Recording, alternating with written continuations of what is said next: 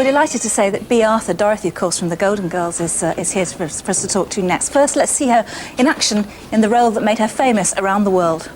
Oh, boy, it is hell out there. Oh, it must be at least 103, and the mall was impossible. Did you get something for the grandchildren? Oh, please. You know, Robbie wants a Batman hat. I went to 6 different stores. They were all sold out. I finally went to one store where they had one hat left, and another woman saw it.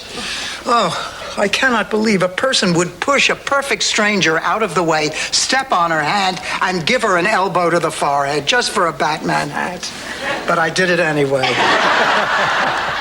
Just one of your many brilliant lines. Well, I've been given quite a few. Well, I don't know. Is it an enormous team of script writers? In this country, our good comedies tend to be written by partnerships and no more. But do you have a massive team? No, but yes, but they're usually made up of partnerships anyway. Oh, surely.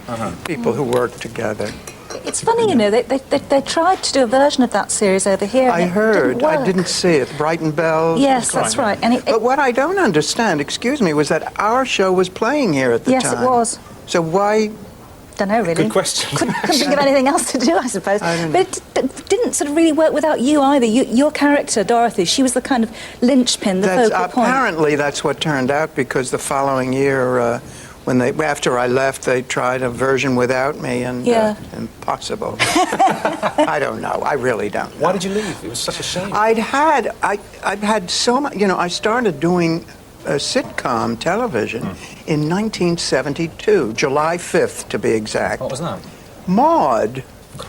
And so I really feel that I've spent most of my adult life in that little box. Yeah. And I really felt it was time to go back to one's roots, to the theatre. To the theatre, the theatre, Broadway. and yeah. Not that it wasn't terribly rewarding. It was really wonderful fun. Yeah. But what about the fear? I mean, if you're in a safe, really good, well-written, successful sitcom, you know it's going to work. But you go onto a new show in Broadway for the first time, and that's a real live audience, and they bite. You know, were you at all nervous that you might lose it?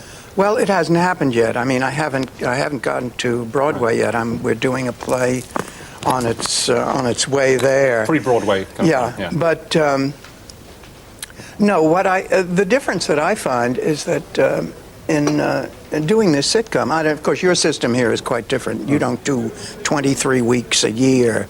You know, so it means a new one-act play every 5 days. So you really don't have the chance to practice. I hate using the expression, it's an old cliche, practice your craft. You're given an opportunity to do 2 shows in front of a live audience. One is a sort of dress rehearsal. They take both of them. But if something doesn't work in the first show, it's automatically cut or changed. So that in the second show, you're assured of the laugh there or whatever.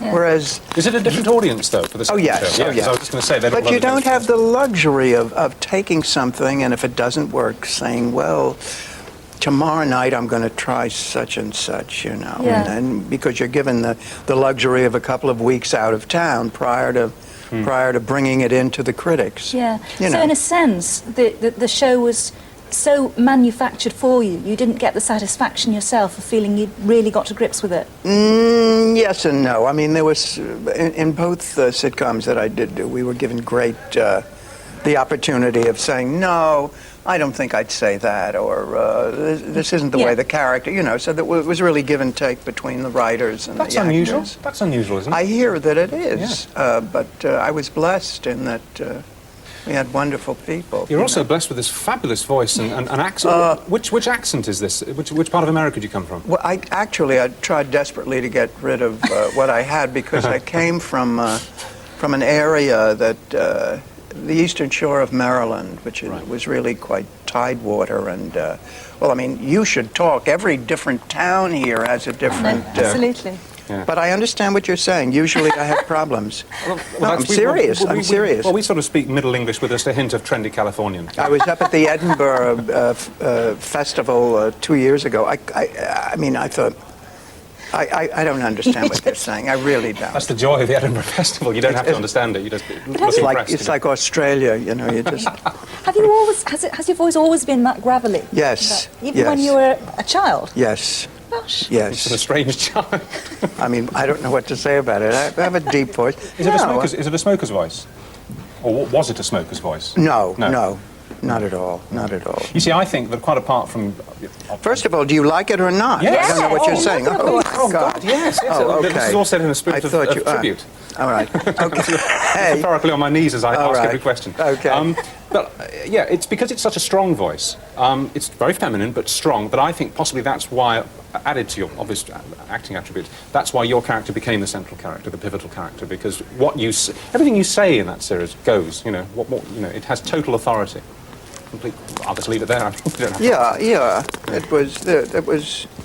It's true. Yes. I'm right. I don't know. Yes. Yeah. Yes, that's Yes. fine. I just want to be right. More a tribute. Yes, Yeah. okay. All right. You're over here, I know, partly because you're having a holiday in Ireland, and also because you're appearing in Blackpool on a Sunday night. Yes, I'm really looking forward to that. It's a tribute to Les Dawson in aid of arthritis. Yes. And you knew Les and Tracy. Well, it's so interesting because I didn't really know him well. I met him and his lovely wife Tracy on a Bruce Forsyth show that I did, and he was just so charming. And afterwards we exchanged phone numbers and addresses, and promised to visit each other or at least keep in touch. And it was shortly after that he died.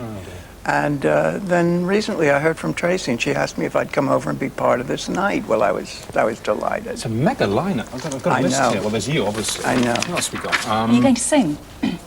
Yeah, yeah. Edward Woodward, Roy Walker, Roly Poly, Shirley Bassey, Bruce Forsyth, Vince Hill, Lionel Blair, Duke of Westminster's going. God, everybody. Have you met British royalty before? Richard? Sorry, I beg your pardon. Have you met British royalty? Oh, I thought you said Richard Rawlton. No, he's not. British royalty. I did, we did one night of the, what do they call it, the Queen's... Royal Gala. The Royal Variety Performance. The variety, yes. Where I met the Queen Mum and Margaret. Did they say anything about the show to you? About your TV show? No, yes. What did they say? I think Margaret asked if it was a sitcom or something. I don't know. Very strange, I remember. But it was a lovely night. It was wonderful. Yeah. Rather on the You lines. just smile. Yes. Yes, ma'am.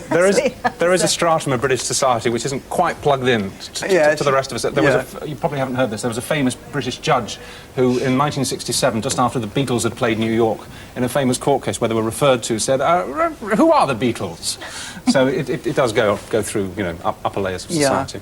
Well, listen, the very best of luck. Well, thanks so much. Give our love to Tracy as well. I will. What's the pre-Broadway play that you're in? It's a play written by, it's called the Bermuda Avenue Triangle.